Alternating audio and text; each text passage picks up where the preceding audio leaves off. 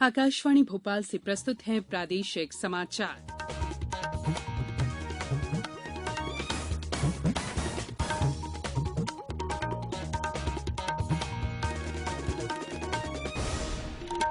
नमस्कार, समाचारों के साथ मैं संयुक्ता बैनर्जी। सबसे पहले इस बुलेटिन के मुख्य समाचार।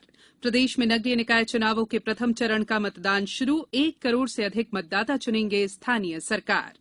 प्रधानमंत्री फसल बीमा योजना में खरीफ और रबी फसलों का बीमा करने के लिए सरकार ने बीमा कंपनियों को दिए आदेश।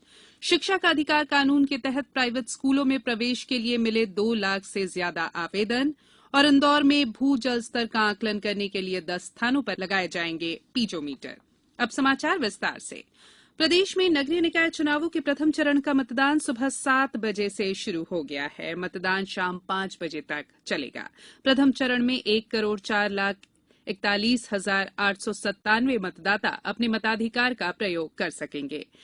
इनमें करीब 53,62,000 पुरुष और 50,78,000 महिला और 805 अन्य मतदाता है।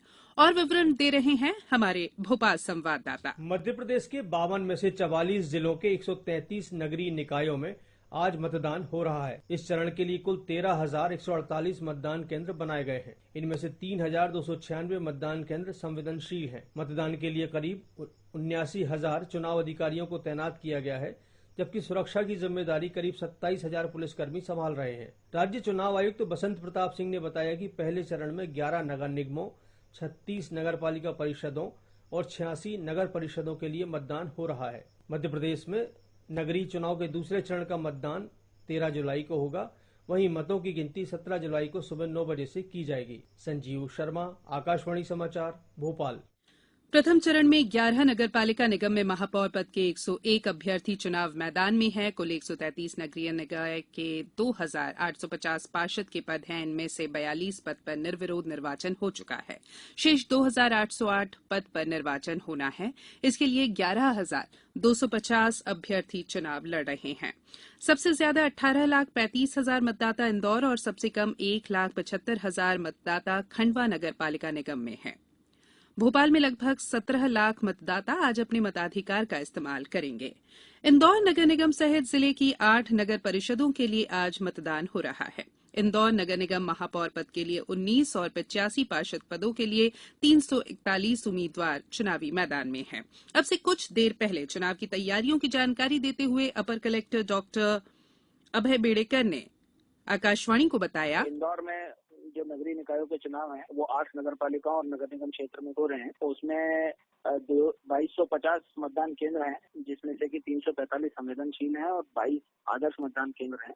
जिला प्रशासन ने मुस्तैदी के साथ नगर निगम के साथ मिलकर सारी व्यवस्थाएं करी हैं, जिससे कि पोलिंग पार्टी सब अपने अपने गंतव्य पर पहुंच चुकी है और हम इलेक्शन कराने के लिए पूरी तरह तैयार हैं। नगरीय निकाय चुनावों में मतदान केंद्र के अंदर मतदाताओं द्वारा मोबाइल का उपयोग पूर्णतः प्रतिबंधित किया गया है। आगरमालवा जिले की बड़ौद नगर परिषद के लिए 15 मतदान केंद्र बनाए गए हैं। शिवपुरी में मतदान कराने के लिए पहुंची टीम का फूलमाला पहनाकर स्वागत किया गया। नगर पालिका निगम खंडवा के लिए कुल 195 मतदान केंद्र बनाए गए हैं। गुना में 37 वार्डों के लिए 195 मतदान केंद्रों पर कुल 1,52,000 से अधिक मतदाता अपने मताधिकार का प्रयोग कर रहे हैं।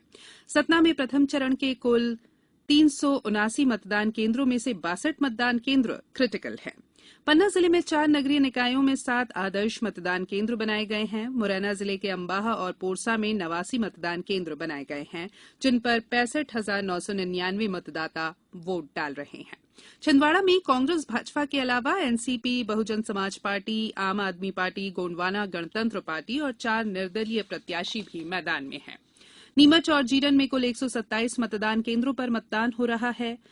बैतूल जिले की नगर पालिक परिषद बैतूल, आमला और नगर परिषद शाहपुर में शांतिपूर्ण ढंग से वोट डाले जा रहे हैं। सागर जिले में 6 नगरीय निकायों में मतदान को संपन्न कराने के लिए 388 मतदान दल गठित किए गए हैं। प्रधानमंत्री फसल बीमा योजना में इस साल खरीफ और रबी के लिए किसानों की अधिसूचित फसलों का बीमा कराने क्लस्टर वार निर्धारित बीमा कंपनियों को कार्य आदेश जारी कर दिए गए हैं।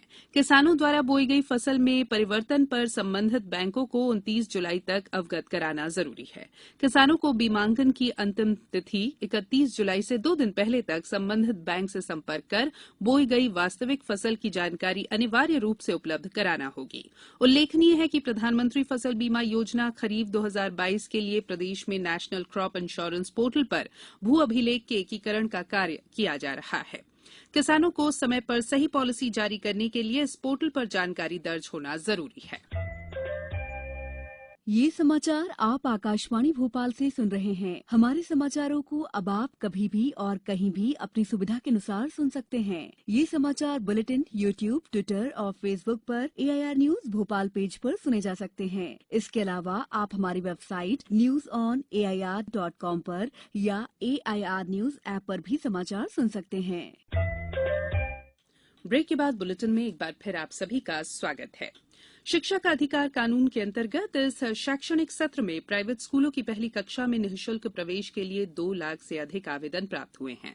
संचालक राज्य शिक्षा केंद्र धनराजू एस ने कहा है कि लगभग 70% आवेदनों का सत्यापन भी किया जा चुका है। उल्लेखनीय है कि RTE के तहत प्रवेश के लिए ऑनलाइन आवेदन 5 जुलाई तक किए जाने थे। रैंडम पद्धति से ऑनलाइन लॉटरी द्वारा 14 जुलाई को बच्चों को स्कूलों का आवंटन किया जाएगा। ऑनलाइन लॉटरी से स्कूल आवंटन के बाद संबंधित बच्चा 23 जुलाई तक एडमिशन ले सकेगा। प्रधानमंत्री नरेंद्र मोदी आज शाम 4:30 बजे वीडियो कॉन्फ्रेंस के माध्यम से अग्रदूत समाचार पत्र समूह के स्वर्ण जयंती समारोह का शुभारंभ करेंगे। असम के मुख्यमंत्री डॉक्टर हिमंता बिश्व शर्मा भी इस अवसर पर उपस्थित रहेंगे। श्री शर्मा अग्रदूत के स्वर्ण जयंती समारोह समिति के मुख्य संरक्षक हैं। अग्रदूत की शुरुआत असमिया पाक्षिक के रूप में हुई थी।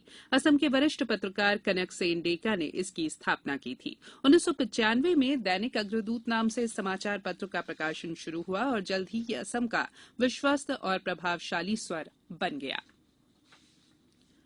नगर निगम इंदौर भू जल स्तर सुधारने के लिए लगातार नवाचार कर रहा है। इसी कड़ी में नगर निगम ने भू जल स्तर का आकलन करने के लिए 10 स्थानों पर पीजोमीटर लगाने का फैसला किया है।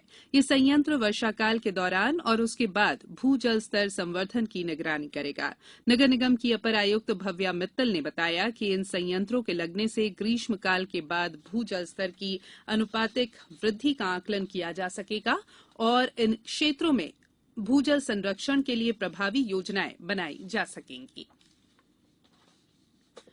प्रदेश में बीते 24 घंटों के दौरान कोरोना के 98 नए मामले सामने आए, जबकि 81 मरीज कोरोना संक्रमण से मुक्त हुए हैं। राज्य में संक्रमण की दर फिलहाल 1.8% है।